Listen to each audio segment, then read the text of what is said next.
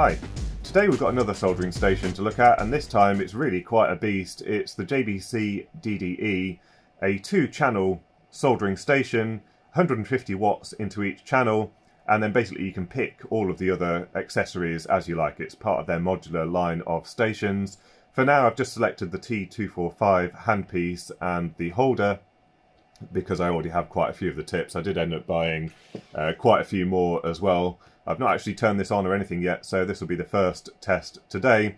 And to support some of the testing, I have had some new PCBs made at a PCB sponsor, JLCPCB. So you'll recall that I had a very similar PCB to this previously, but now that JLCPCB are offering 4-layer PCBs starting from $5, what I've got here is a 4-layer PCB. Layer 2 and 3 are completely copper underneath, and then we've got wires tying all of the layers together, and what I'm hoping is this might present a bit more of a challenge for the soldering stations. Also another PCB here which might be a little bit more representative of real life soldering, because some of the testing that we've done so far is quite unrealistic. So we've got some SMT components, but we're soldering onto quite a lot of thermal mass. Again, a 4-layer PCB tied more closely to layer 2, 3 and 4 in some areas, and then not in others, so that if it's really struggling we can see how it behaves in a slightly more natural situation.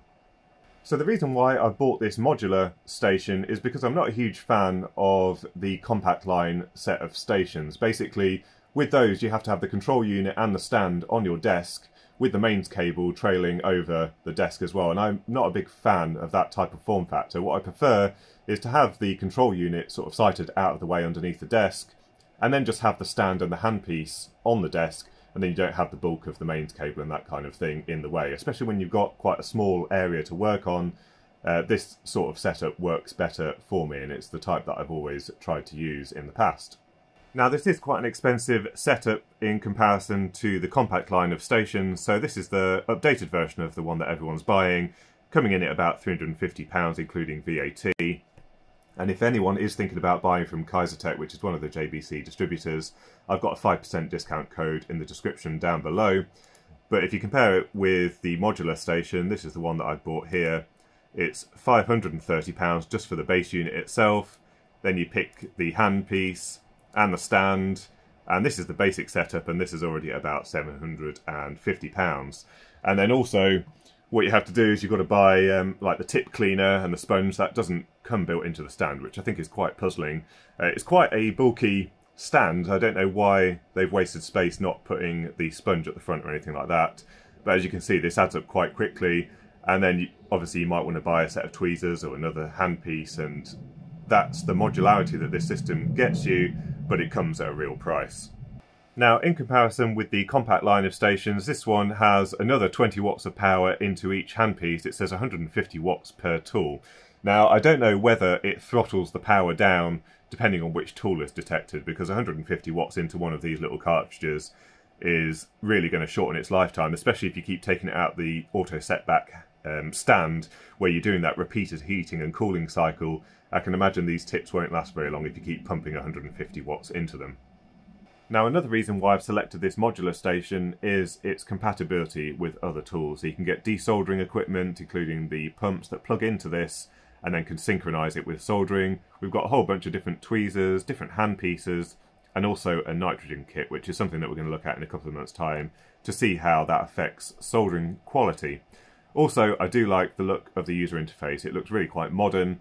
It's not a touchscreen, so we've still got the buttons on here, but the graphics on here should make this quite an intuitive station to use. And if you compare it to the compact line stations that have these monochrome displays, I think it looks quite a lot more up to date.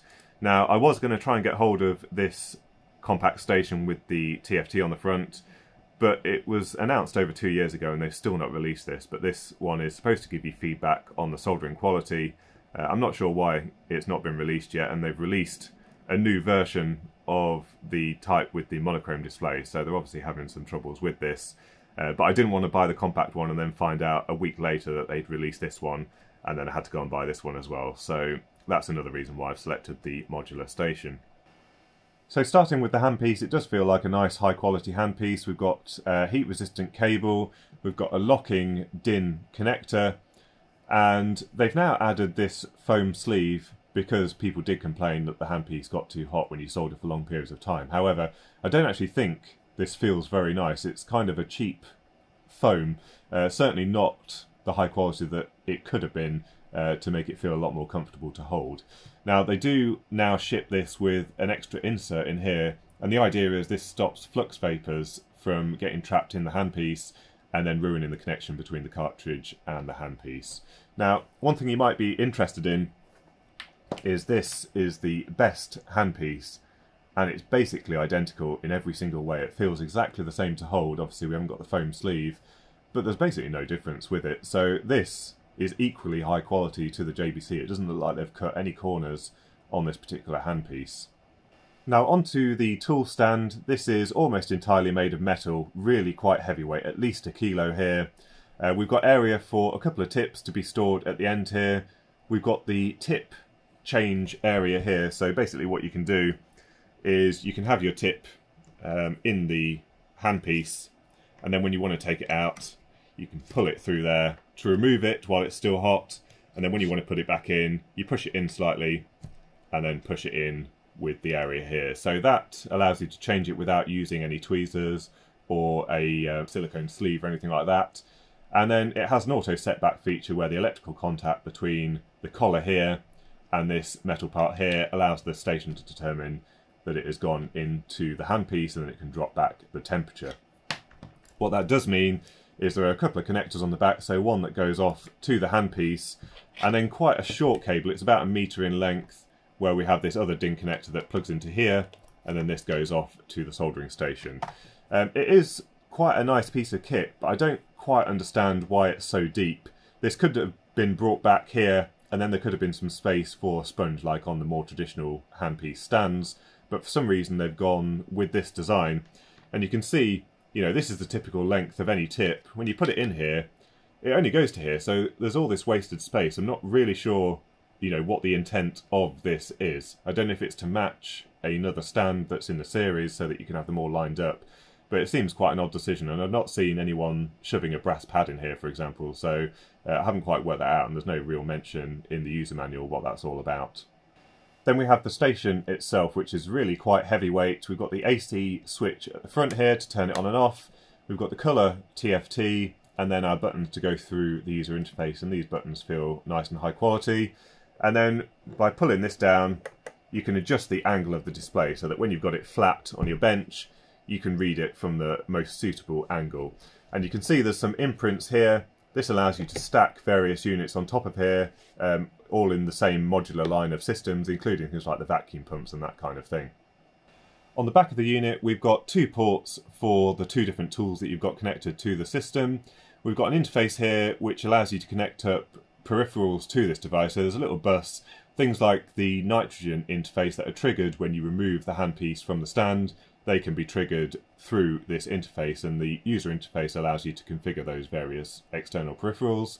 We've got the interface to the soldering robot system, so that if you want to do automated soldering, you can plug this in and it adjusts all the settings and everything remotely. And then we've got a USB port at the back here. Now this one is for PC software and also some traceability, so if you're using it for production soldering, you can get traceability on all the solder joints and the tips that you've used. There is also a USB port on the front here for a USB stick, and this is where we do the firmware updates. But it is quite a heavy beast. We've got the AC connector underneath, and then you can see through the grill here, quite a heavyweight looking transformer.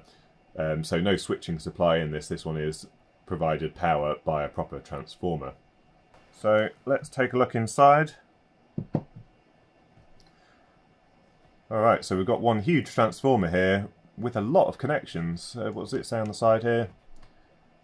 3 23.5 volt windings and also 2 12 volt windings. So we've got a lot going on there. That is a lot of connections all onto the back PCB, where there appears to be a lot of electronics. I can't see a microcontroller or anything like that.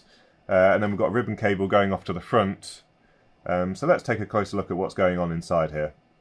So it's a little bit difficult to see because everything's black, but we've got the IEC connector on the underside, which has a built-in fuse, and then we've got the AC coming through here, does a couple of loops through this ferrite, and then goes off to the front here where we've got our power switch, and then it jumps up to the top here, onto the windings on the transformer. Now I don't know why they do this, because they could just use a single part number, but this is a single input voltage transformer, 230 volts. I don't know what is so difficult about having two 120 volt windings so that you can use this in the US and in the UK, for example. But you basically have to make sure you pick the right part number to get the right input voltage. This one is the 230 volt version for Europe, etc. And then we've got all of the outputs from this transformer going on to the PCB at the back. At the front, we have a removable module here, and basically this houses the display and also that USB socket. Then at the back here, we have a bunch of DC to DC converters, some really chunky looking MLCC capacitors. We've got our real-time clock battery at the top, and then we've got one module which appears to be one module for each output. So I'm not sure if this has sort of the power stage, the switching element. I don't know if it's a MOSFET or a triac, but there appears to be one of these related to each output on the back here. I'll just see if I can get these screws out and get inside, but it's looking a little bit tight to be able to get any tools in. So I have to say this is a little bit awkward to handle because they've soldered these flexes in, so it doesn't quite want to bend in the direction that I want it to, but you can see the heart of the operation here is the microchip DSPIC 33FJ256 GP710, which is a microcontroller that I'm quite familiar with. I've used it on a lot of projects, and it's got a lot of interfacing capability. I do find that it's very slightly restrictive in terms of the DMA transfers to things like a TFT display, so it would be interesting to see how fast the update rate is on that. I think there are probably better choices if you want to drive a nice colour TFT. But I don't see any switching elements on the back here, so it does look like these modules are what control the heaters. In fact, yeah, I can see 4 MOSFETs per channel. You can see pins 1 to 3 tied together, then pin 4 is the gate, and then 5 to 8 as well. So sort of an H-bridge configuration, and actually, coming to think about it, there's no bridge rectifiers on here of any significant size, so I think they are switching the AC with this arrangement of MOSFETs. It looks like they've got a current sensing element here made from a PCB trace. You can see here, along with a couple of vias here, so they must be taking a reading across this PCB trace as a means to measure the power into the heater, so that's quite interesting. I've never seen that done before. Now there is another version of this system that can drive 4 different tools as opposed to 2, and you can actually see the connectors here for those additional 2 outputs, and then also the header for another 2 of these boards to control the output. So they must be using the same PCB at the back, and then just enabling these extra 2 ports. Now I don't think they are driving the TFT through this ribbon cable, so there must be another microcontroller at the front somewhere. Right, so I've chickened out of disassembling the front part. I started removing some of the screws, and then I noticed there's a whole bunch of springs holding things in place to support this display that can spring out. So I didn't want to get all that wrong, so I've chickened out. But it does make sense that there's another controller at the front here, because you wouldn't have a USB port, for example, here, being driven through a ribbon cable like this. So I imagine they're using another PIC 33 in the front. It doesn't make sense to change architecture or family, because then that means another set of tools to maintain, and also the software developers have then got to work between 2 different architectures. So I imagine it's basically the same PIC at the front there. But the interior design of it is quite nice. They've got some nice features like this little cable routing, pegs and that kind of thing, but I'm surprised that they didn't go with some kind of pluggable option here so that it can be easily maintained if they do have to take it in for repair, because as you saw, it's quite unwieldy to handle with these not very flexible cables between everything. Okay, let's power this thing up and see if it works.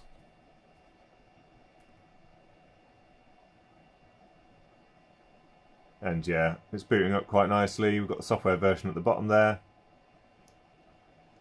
And then we've got, so it's saying tool in the stand because it is, so it's gone into sleep mode, actual temperature 160 degrees, and then we've got a countdown timer here. So basically, this has been set up at the moment by default for if the handpiece is in the stand for 10 minutes, then it shuts the output off completely. In the menu, it was a little bit slow to draw that menu actually. So that does look like they're using something like the DSPIC 33 to drive this, because I've seen very similar results before. So we've got some information about the station, so it's the DDE. You can give it a name, set the units, minimum and maximum temperature so people can't set ridiculous temperatures onto the tip.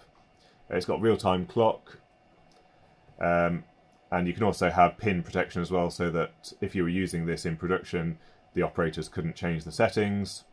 Then we've got a bit of information about the system. So software version, output peak power is 150 watts.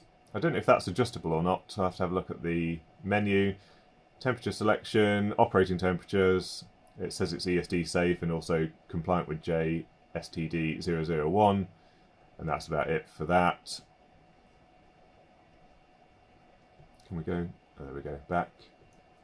Then we've got some information about the tool that's connected. So in port 1 there is a T245. We've got these arrows either side. So port 2, well it says T245 but there's nothing plugged into there. But we can adjust, I think this is the calibration. The sleep delay, so this is how long the handpiece is in the stand before it drops down to the setback temperature. At the moment it's just set to immediate. But you can change that, and then the hibernation delay, which is how long it takes before it turns off the heater completely. Profiles. I might have to have a look in the manual to see what that is. And then tool reset, and then we can go back.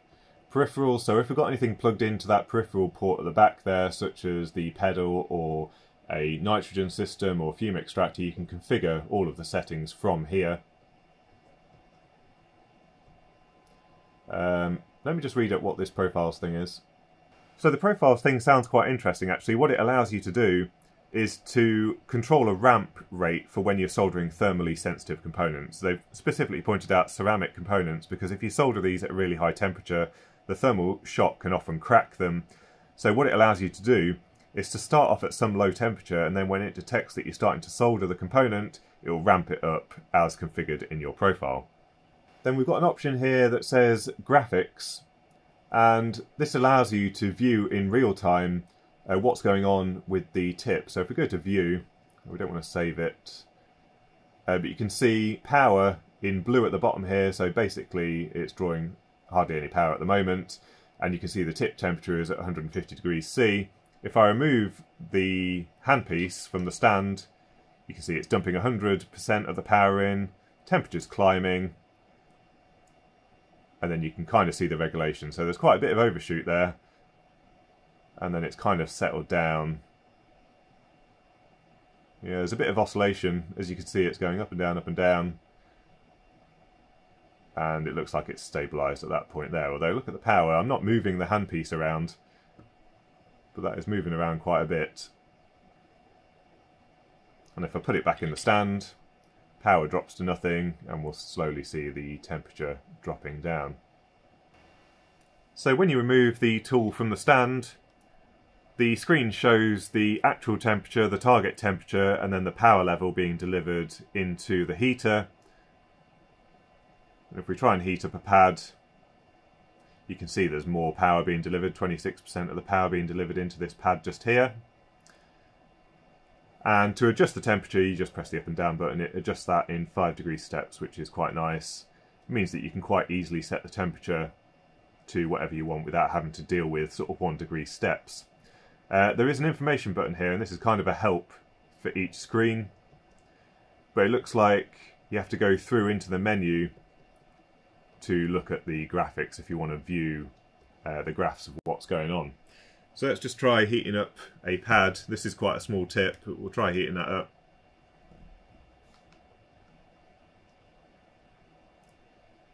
And that's quite nice. It kind of shows you what's going on.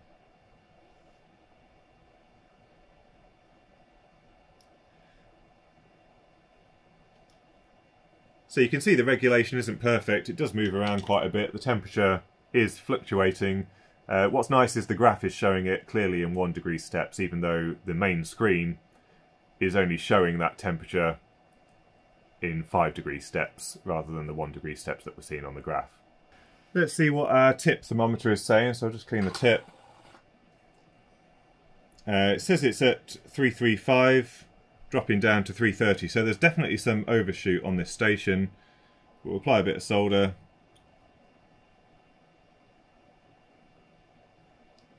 And we're reading 351, so that is quite a lot higher than what it's saying on the display. Let's try another tip. Right, so we've got the chunky 5mm tip instead. Let's give that a quick clean. And then we'll solder this up. It says 330 on the screen.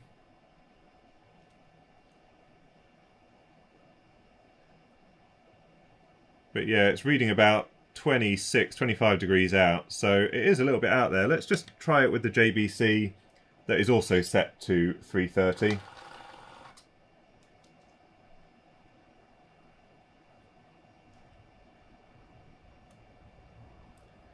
And that one was 20 degrees low, so that does appear to be real. So when I do the copper coin test, I will set this to match the temperature of the others. So let's see what happens when we try and solder onto one of our new JLC PCBs with the 4 layers. You can see it's sitting at about 10% or so power, and we'll try heating up one of these pads. So I mean, it poses no restriction, that extra thermal mass, and at peak we stuck about 40% of the power into it. A little bit of a drop in temperature, but really nothing too significant. So if you saw my post the other day, I am assembling a UniSolder PCB which will allow us to test how much magic is in the station and how much is in the cartridges in these stations. But I've got a couple of components still to solder onto this. So we'll do a bit of soldering with this now and just see how it behaves.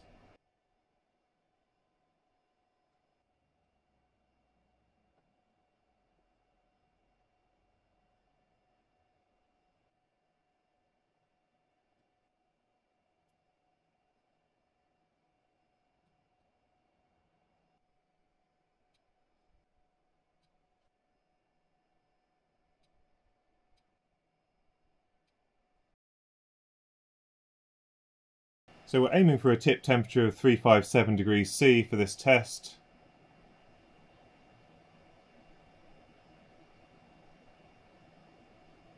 And so that looks about right. That's actually with it saying 330 on the station.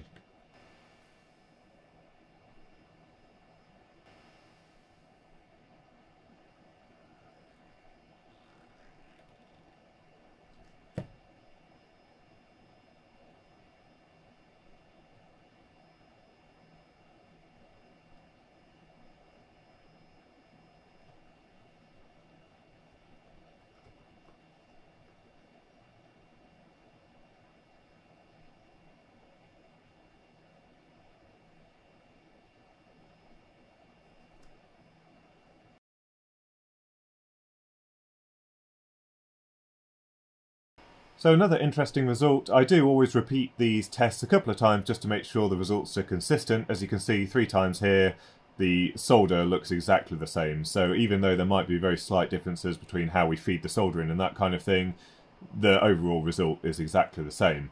Now what you will notice is this looks identical to the result from the best BST933 or the JBC rip-off station.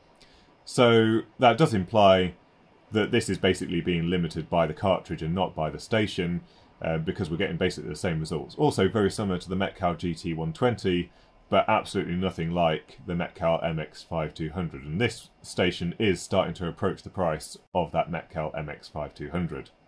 I'm on to my last coin, but I'm interested to see if the limitation is with the tip or the soldering station. So I've got an even bigger tip here. Let's see if we can get any results closer to that MX5200.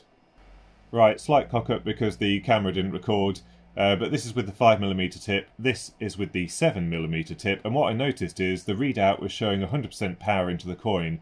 For about 5 seconds it was doing a lot more to get heat into this coin. I'm not sure if there's some slight effects with the flux that prevented it from flowing all the way to the edges, but certainly that big tip was able to put way more power into the coin. So I've just been playing around with this 4-layer PCB, but with this large thermal mass tip, we're just able to dump loads and loads of heat into the PCB. Obviously this isn't quantitative testing of any kind, but you can see I can feed solder in as fast as I possibly can, and it's presenting no resistance whatsoever. We're just able to solder at really quite an incredible rate.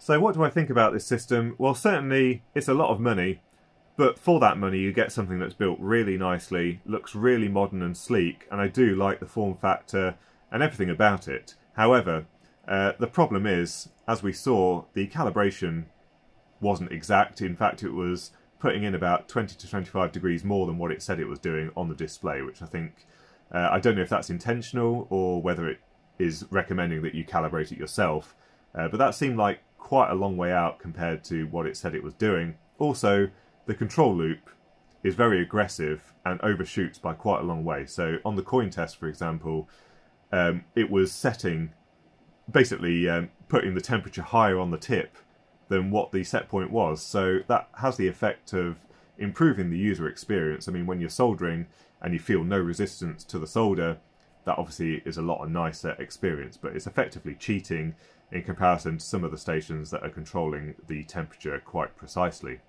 Is it a general hobbyist station? Well, definitely not at that price. If you do want something that is nice and high quality like this, then you have to put out your money and pay for it. But certainly I don't think this does anything better than the compact station would do, or in fact any of the other stations. The only thing really is that this one is able to dump a lot more heat into some of these PCBs. Basically no resistance here for this soldering station when I'm feeding in solder as fast as I possibly can. Now they do make an even higher power version. The HDE version has a 250 watt output. You need the T240 handpiece, and I'm quite tempted to try and buy that once I've saved up for that one, just to see what it's able to do. Now we saw basically no thermal resistance for this station on this 4-layer PCB, but with 250 watts, what does that mean? Does that mean that if we've got a tip on this pad, we'll be able to melt solder on this pad? I've got no idea, but this one seemed to be able to do exactly what you'd want it to do with that larger tip. I can't imagine any need for anything even higher power than that.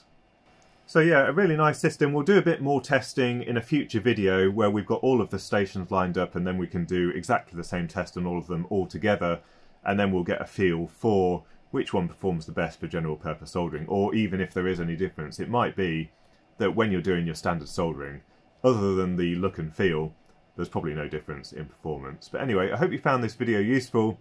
If you've got any thoughts or comments, don't forget to leave them in the comments section down below. If you are thinking about buying one of these from Kaisertech, there's a 5% discount code in the description down below. It's not a commission link or anything like that, it's just a 5% voucher for you to use. So hope you found the video useful, and until next time, thanks for watching.